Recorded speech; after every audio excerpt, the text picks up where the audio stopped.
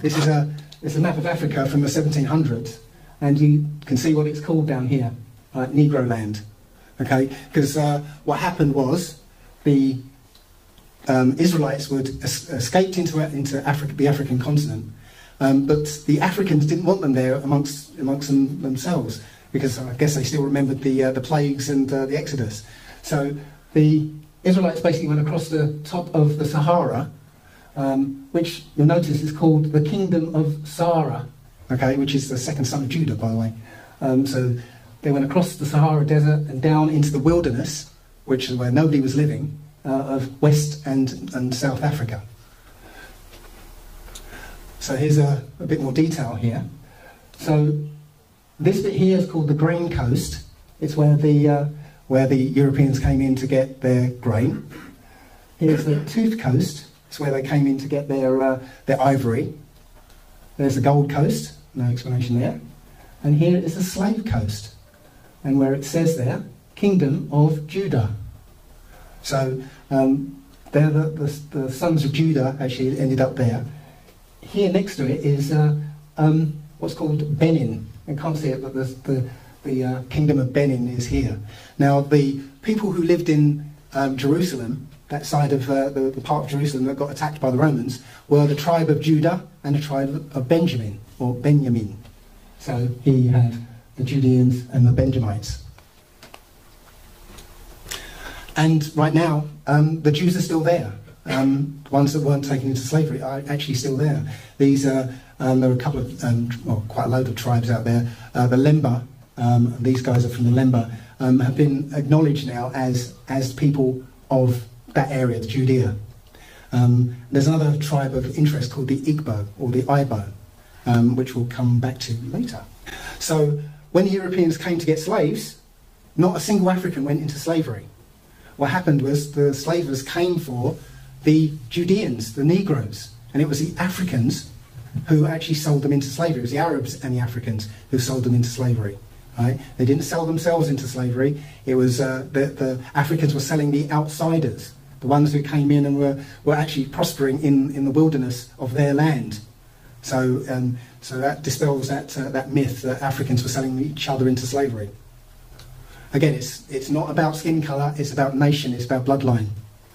So this is commonly seen as the African slave trade, but there was more, much more to this story.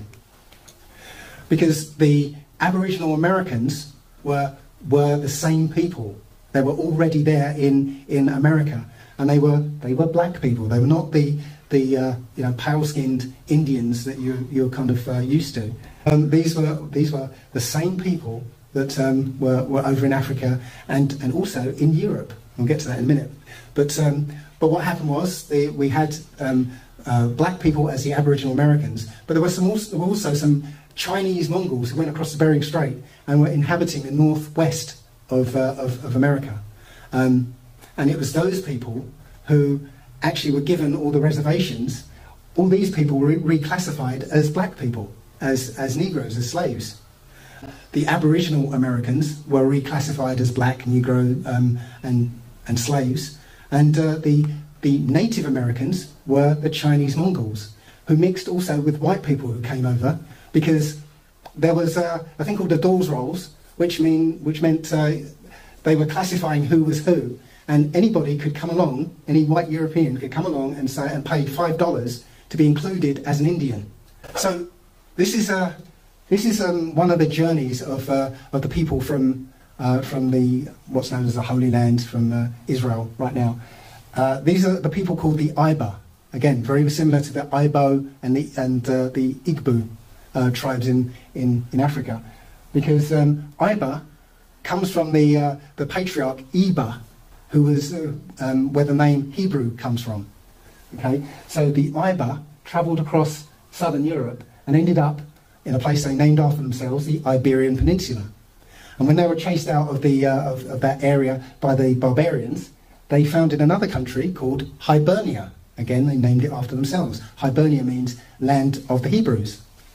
And some of them went on to colonise another country, Scotland. And the only name that survives is Hebrides. Okay.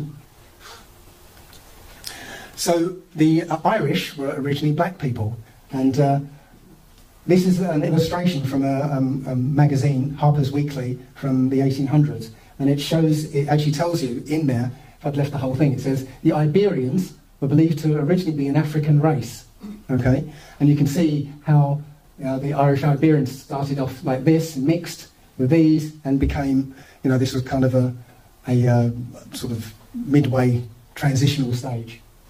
But if you look at the Iberian writing of the time, it's almost exactly the same as the Paleo-Hebrew script, right? Showing that these guys came from Jerusalem, basically.